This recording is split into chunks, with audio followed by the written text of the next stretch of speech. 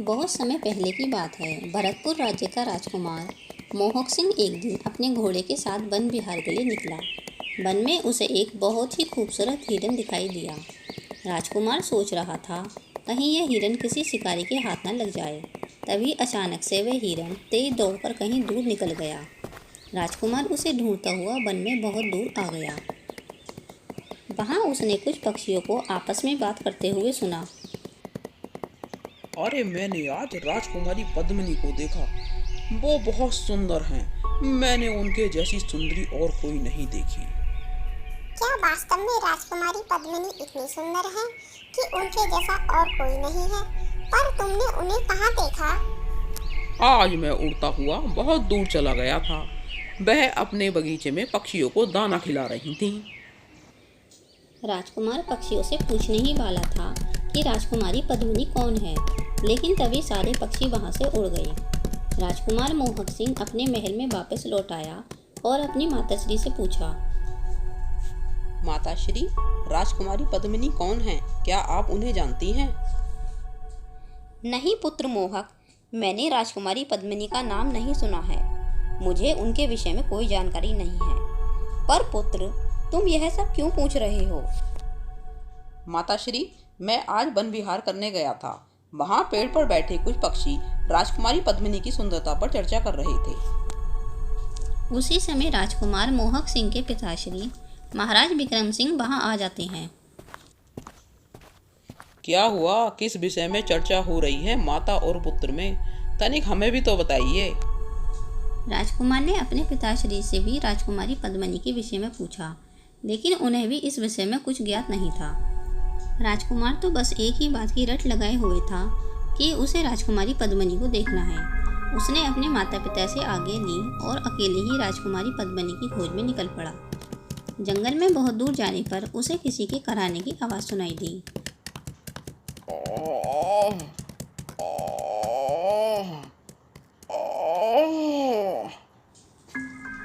राजकुमार ने पास जाकर देखा तो एक बाघ घायल अवस्था में पड़ा हुआ था और उसके पैर में एक तीर लगा हुआ था। तुम्हारी यह अवस्था किसने की? राजकुमार, मैं अपनी गुफा में जा रहा था, तभी अचानक एक शिकारी का तीर मुझे आ लगा और मैं यहीं पर गिर गया। राजकुमार, क्या आप मेरे पैर में लगा ये तीर निकाल सकते हो? मुझे बहुत पीड़ा हो रही है, जिसके कारण मैं खड़ा भी नहीं हो पा रहा हूँ। अगर मैं तुम्हारा तीर निकाल दूं, तो तुम मुझ पर हमला तो नहीं कर दोगे? नहीं राजकुमार, मैं आपसे वादा करता हूँ कि मैं आप पर हमला नहीं करूँगा। कृपया आप मेरा यह तीर निकालकर मुझे इस पीड़ा से मुक्ति दिलाओ। राजकुमार ने बाघ के पैर में लगा तीर जैसे ही बाहर खींचा, बाघ बहुत तेज से चिल्लाया।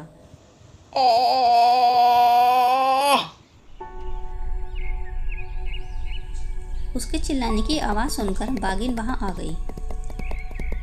स्वामी, क्या हुआ आपको? आप क्यों चिल्ला रहे थे? और यह कौन है जिसने आप पर हमला करके आपको घायल कर दिया है? मैं अभी इसे समाप्त कर देती हूँ। नहीं नहीं प्रिय, ऐसा मत करना। यह भरतपुर के राजकुमार मोहक सिंह हैं। मैं तो इस तीर के दर्द से तड़प रहा था। इन्होंने मेरा तीर निकालकर मुझे इस असहनीय पीड़ा से मुक्ति दिलाई है। राजकुमार, मुझे क्षमा करना। मैंने सच्चाई जाने बिना ही आप पर संदेह किया और हमला करने का प्रयास किया। राजकुमार, आपने मेरे स्वामी के प्राणों की रक्षा करके मुझ पर बहुत बड़ा उपकार किया है। मैं इसके लिए सदैव आपकी ऋणी रहूंगी। राजकुमार, आप बहुत दयालु हैं। आपने मुझ पर विश्वास करके मुझे इस संकट से बाहर निकाला है। मैं हमेशा आपका आभारी रहूंगा। राजकुमार, यदि भविष्य में आपको मेरी सहायता की आवश्यकता हो तो मुझे अवश्य याद कीजिएगा। मनुष्य हो या पशु पक्षी, वृक्ष हो या नदी, ये सब एक राजा की प्रजा हैं। अपनी प्रजा की रक्षा करना राजा का परम धर्म है और उनके हितों की रक्षा के लिए कानून बनाना राजा का परम कर्तव्य है। बाघराज, आप मेरी प्रजा हैं और मैंने आपकी सहायता करके अपना धर्म निभाया है। यह कहकर राजकुमार राजकुमारी पद्मिनी की खोज में आगे चल पड़ा। चलते चलते वह एक दूसरे राज्य में पहुंच गया। वहां कुछ लोग किसी हिंसक पशु की चर्चा कर रहे थे। राजकुमार के उस हिंसक पशु के विषय में पूछने पर उन लोगों ने बताया, राजकुमार, हम एक जंगली बिल्ले से बहुत परेशान हैं। वह बिल्ला बहुत ही खूंखार है। आते जाते लोगों पर हमला करके उन्हें घायल कर देता है, बच्चों को उठाकर ले जाता है और उन्हें अपना शिकार बना लेता है। उसने पूरे गांव में दहशत फैला रखी है और उसके आतंक से सभी लोग बहुत भयभीत रहते हैं।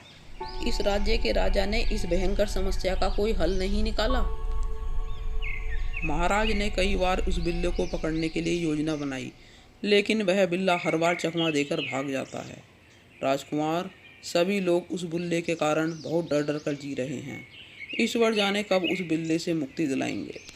क्या आप मुझे उस स्थान का पता बता सकते हो जहाँ पर वह लोगों पर हमला करता है?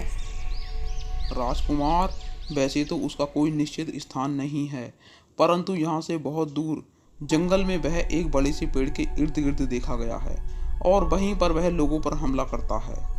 राजकुमार बिल्ले की खोज में जंगल में निकल जाता है। बहुत दूर जाने पर उसे एक बड़ा सा पेड़ दिखाई देता है और वह रुककर उस बिल्ले को ढूंढने का प्रयास करता है। तभी पीछे से बिल्ला राजकुमार पर हमला कर देता है। काफ़ी देर तक जूझने के बाद भी राजकुमार उसे पराजित नहीं कर पाता है। राजकुमार अपना बचाव करने के लिए भागता हुआ एक गुफा के अंदर पहुंच जाता है और बिल्ला भी उसके पीछे पीछे भागता हुआ उसी गुफा में आ जाता है। गुफा के अंदर राजकुमार की दृष्टि उसी बाघ पर पड़ती है जिसका उसने तीर निकाला था। राजकुमार, आप यहाँ कैसे और आपको घायल किसने किया है? राजकुमार ने बाघ को सारी बात बता दी। यह सुनकर बाघ ने कहा, राजकुमार, आपने मेरे प्राणों की रक्षा करके अपना धर्म निभाया था। आज मैं आपकी सहायता करके अपना धर्म निभाऊंगा। राजकुमार, आप यहीं ठहरिए। अब वो बिल्ला जीवित वापस नहीं जाएगा।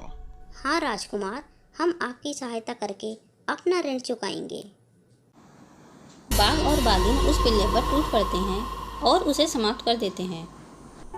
राजकुमार बाघ बाघिन को धन्यवाद देकर वहां से जाने के लिए जैसे ही कदम बढ़ाता है तभी वहां गांव के कुछ लोग आ जाते हैं। वे बिल्ले को मृत अवस्था में देखकर चौंक जाते हैं और राजकुमार का आभार व्यक्त करते हैं। राजकुमार उन्हें सारी घटना विस्तार से बता देता है। बिल्ले की मृत्यु का समाचार संपूर्ण राज्य में फैल जाता है। उस नगर के राजा राजकुमार को अपने राजभवन में बुलाकर कहते हैं, राजकुमार, आपने हमारे राज्य पर आई विपत्ति को समाप्त कर हम पर बहुत बड़ा उपकार किया है। आपने अपने प्राण संकट में डालकर निस्वार्थ हमारे राज्य की सहायता की है। इसके लिए हम सदैव आपके ऋणी रहेंगे। महाराज, संकट चाहे किसी भी राज्य पर आया हो, उसका निवारण करना अत्यंत आवश्यक है, वरना वह अपना विकराल रूप धारण कर सभी को हानि पहुंचाता है। एक राष्ट्र की उन्नति के लिए उसके सभी राज्यों में एकता का होना अनिवार्य है। राजकुमार, हम आपसे और आपके विचारों से बहुत प्रभावित हुए, लेकिन आप यहाँ अपने राज्य से इतनी दूर कैसे आ पहुँचे? महाराज, मैं राजकुमारी पद्मिनी की खोज में निकला था और रास्ता भटककर यहाँ तक आ गया। राजकुमार, तो समझो अब आपकी खोज पूर्ण हो गई है। राजकुमारी पद्मिनी हमारी ही पुत्री हैं। राजकुमार, आपसे श्रेष्ठ वर हमारी पुत्री के लिए और कोई नहीं हो सकता। राजकुमार, हम अपनी पुत्री पद्मिनी का विवाह आपसे कराना चाहते हैं। राजकुमारी पद्मिनी का नाम सुनकर राजकुमार चौंक जाता है और विवाह के लिए तैयार हो जाता है। राजा विक्रम सिंह की सहमति से राजकुमार मोहक सिंह और राजकुमारी पद्मिनी का विवाह संपन्न हो जाता है। इस प्रकार राजकुमार के निस्वार्थ कर्म ने उसकी खोज को पूर्ण किया।